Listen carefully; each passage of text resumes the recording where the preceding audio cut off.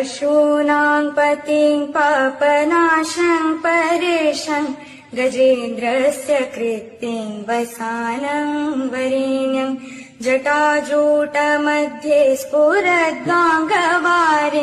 महादेवमेकं स्मरामि स्मरारिम् महेशं सुरेशं सुरारातिनाशं विभुं विश्वनाथं विभूत्याङ्गभूषं विरूपाक्षमिन्द्वर्कवह्नि त्रिनेत्रं सदानन्दमीडे प्रभुं पञ्चवक्त्रम् गिरीशं गणेशं गले नीलवर्णं गवेन्द्राधिरूढं गणातीतरूपं भवं भास्वरं भस्मनाभूषिताङ्गं भवानी कलत्रम्